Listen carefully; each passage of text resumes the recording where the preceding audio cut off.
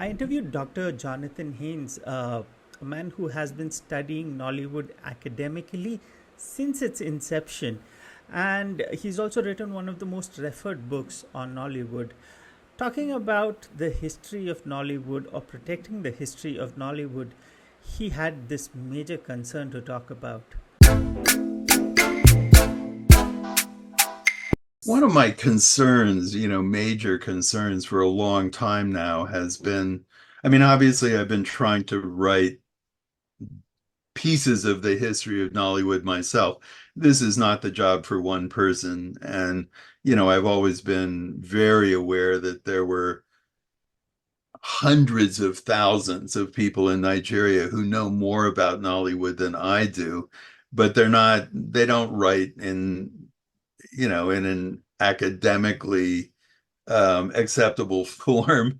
So their stories they don't express what they know. They don't have well, it's happening online, but I wish that there were more scholars who were kind of harvesting all of that local knowledge and turning it into something.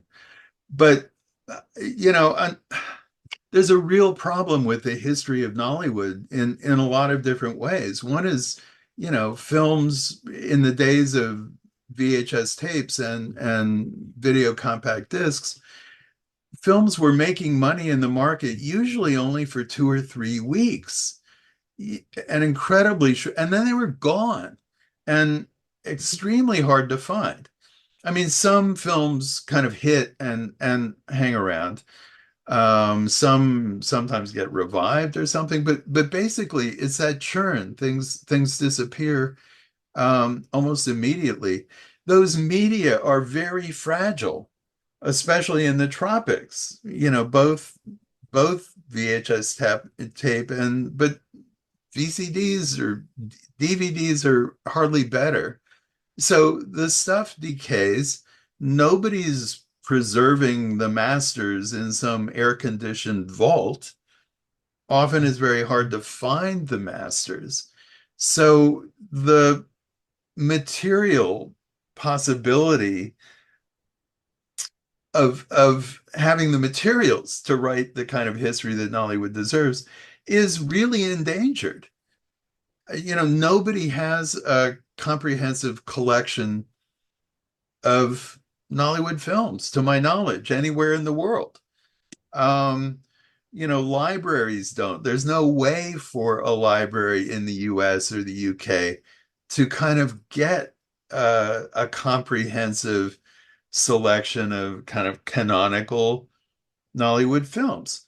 And even the best ones, the most successful ones, they're on Netflix for 3 years and then they go away.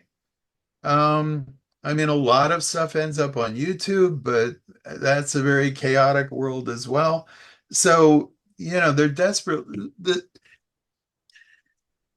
The problem here is just this is a huge film culture created with almost no infrastructure, of the kind that's normal kind of in the first world. And the government is certainly not doing anything really to preserve these things or to collect them. So um, I was once in a writer's workshop trying to develop a new film, um, and there were 10 or 12 people in the room, and they were really smart and talented, and I could see all of that, but they were talking about other movies very frequently, and they were all American. Or actually, one was the Brazilian City of God. They were kind of cosmopolitan cinephiles, but with just one or two exceptions, nobody mentioned another Nigerian film.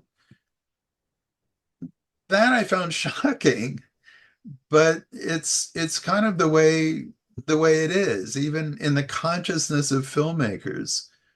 Young filmmakers in Nigeria have a hard time getting a sense of what the Nollywood tradition is, because how are they going to find the film? Really a problem. It would just take some money to fix, but nobody has money for that. Everybody in the industry is just trying to survive, make money off the next thing. And the government's not interested, and you know, foundation don't find the kind of cultural foundation in Nigeria that you would in the US or in Europe. Yeah, so nobody's, but a whole lot's being lost kind of day to day. And once you start thinking about it, it troubles your sleep. There's a phrase that's used a lot on the internet that goes, I don't know who needs to hear this. And in this case, I really don't know who needs to hear this. I don't know who can do anything about it or even what is to be done. I don't know, maybe a fund, a petition, whatever it is. If you have any ideas and if you think in any way I could be of any help, maybe to bounce off ideas, maybe to spread the word, you can reach out to me on Twitter or Instagram at Nollywood Fellow.